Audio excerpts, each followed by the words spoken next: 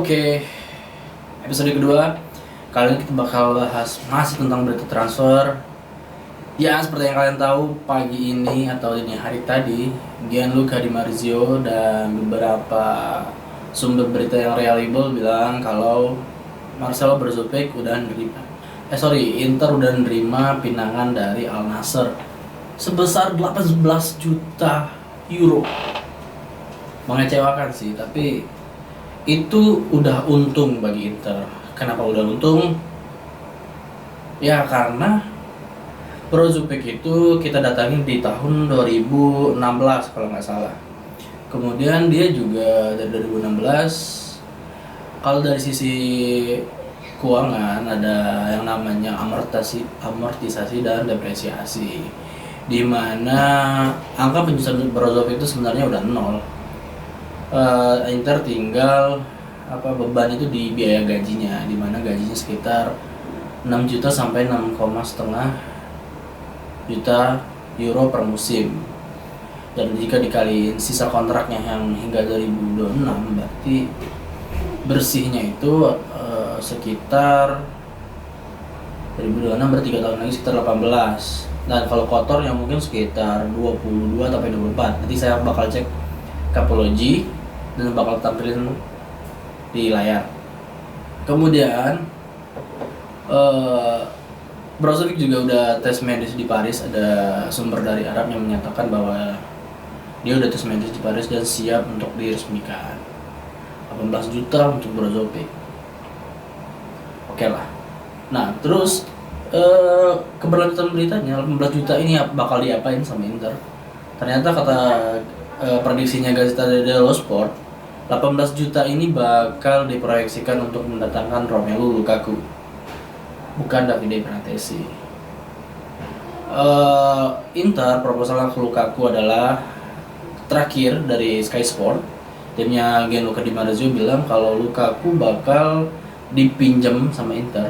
Proposal Inter ke Chelsea adalah peminjaman dengan opsi tebus, bisa wajib permanen apabila menyentuh sesuatu yang ke-trigger gitu. Misalnya Inter bermain di Liga Champions musim depan, atau Inter Scudetto, atau Inter juara apa gitu kan. Pokoknya sesuatu yang bisa digapai dengan gampang. Kemudian biaya tebus Lukaku diperkirakan sekitar angka 30 juta euro. Kalau kita lihat lagi berita hari ini itu ada sebentar. Twitter membatasi usernya untuk melihat Twitter sendiri.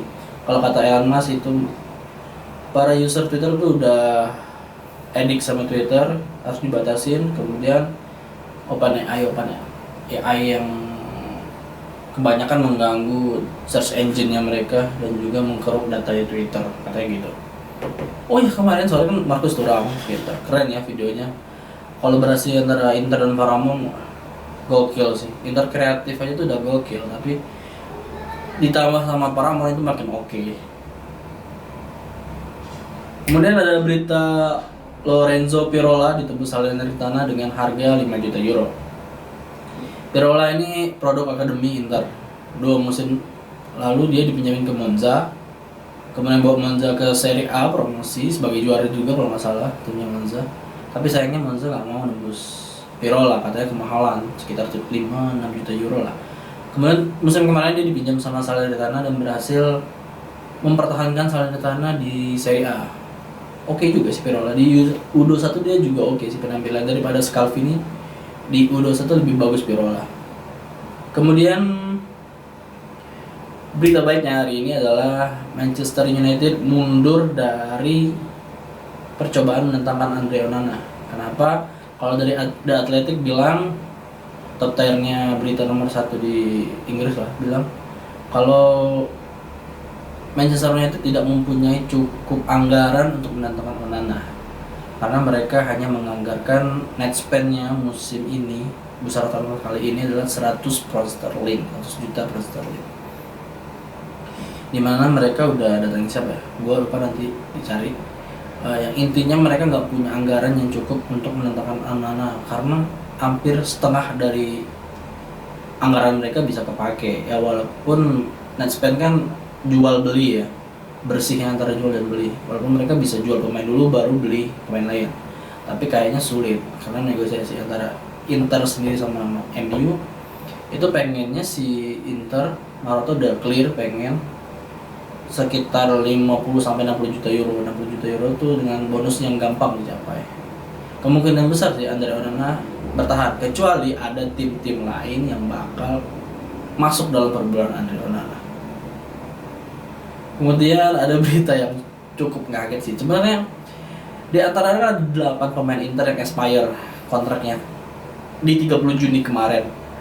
Ada Samir Handanovic, Kordas, Stefan De Vrij, Milan Skriniar, Dalbert Henrique, Gagliardini, terus lupa gua, Danilo D'Ambrosio, satu lagi siapa ya?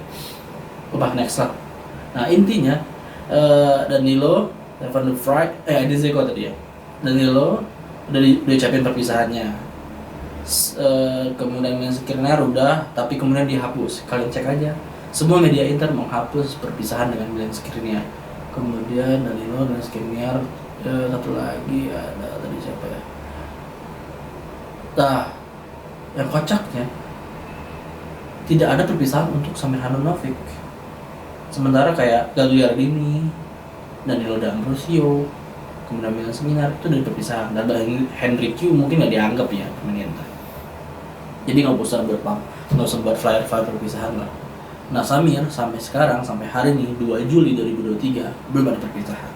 Dan Gazzetta mengklaim mungkin Inter bakal mempertahankan dia. Soalnya Inter masih melihat nih, Onana bertahan atau enggak. Kalau Onana bertahan, maka Samir bakal bertahan untuk menjadi mentor kiper baru yang masuk. Kemungkinan kiper muda antara Trubin yang mempersulit Inter itu pemain Shakhtar Donetsk, dan kipernya Valencia namanya agak sulit, Mamar di Sevilla atau lupa saya. Kemudian berita berikutnya, Simone Inzaghi pengen Giovanni Fabian gabung tim utama saat preseason.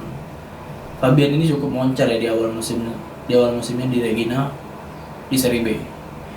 Dia sempat peringkat 2 di Serie B tapi akhir-akhir musim Regina di bawah pelatih kakaknya Simone Inzaghi, Filippo Inzaghi, menurun performnya.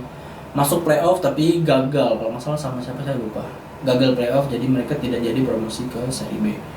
Tapi kan secara individual Giovanni Fabian ini menjadi pemain terbaik Regina musim kemarin.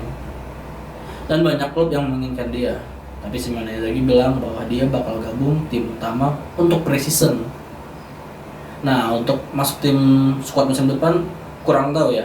Tapi info terakhir ya, dia bakal dipinjemin ke tim Serie A, berpengalaman dan bermain. Inter lagi cari-cari nih klub mana yang bakal ngasih jaminan yang paling banyak buat Andre Onana, buat Giovanni Fabian bermain. Kemungkinan besar sih Lecce. Next, ada berita tentang, kan ini nih, Raul Bellanova kan nggak jadi di Inter.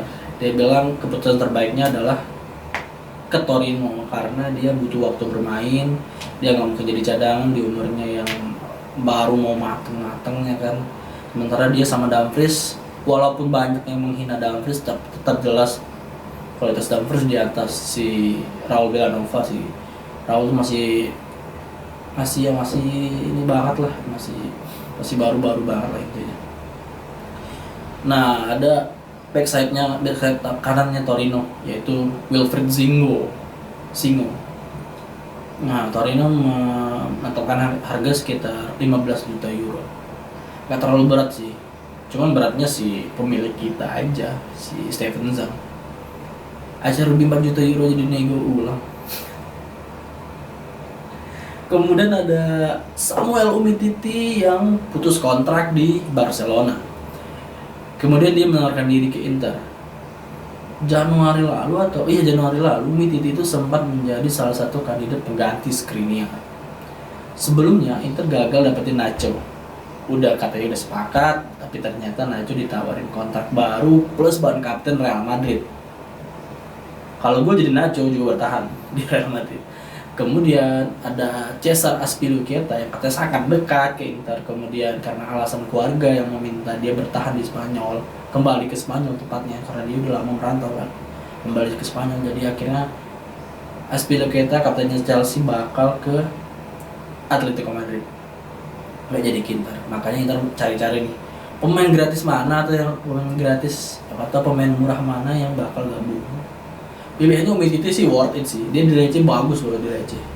Lecce nggak jelek-jelek banget musim kemarin, mereka juga nyusahin beberapa klub kan, termasuk Inter sendiri kalau nggak salah pernah imbang sekali deh sama Lecce kemarin. Berita terakhir mengenai sponsor jersey utama Inter. Kemarin katanya Qatar Airways, ternyata Qatar mengundurkan diri. Gak tahu alasannya apa, pokoknya dia mengundurkan diri. Kemudian yang terkuat Turkish Airlines. Ternyata di hari-hari terakhir ini ada nama penerbangan lainnya, Korean Air sama Wizz Air. Kalau Wizz Air gue gak tahu dari mana, kalau Korean Air jelas ya dari Korea. Pagi ini Tuttosport bilang kalau Korean Air terdepan bersaingnya sama Turkish Airlines. Kalau Korean Air sih gue setuju aja asalkan duitnya ya. Gue nggak peduli dia brand apa, tapi duit dan perusahaannya jelas. Terus Korean Air mungkin kita bisa dapat sound dari sana kan, brandingnya mereka. Wah gila sih pada dapat sound. Tapi taruh di mana skema Inzaghi ya? Oke gitu dulu. Ciao.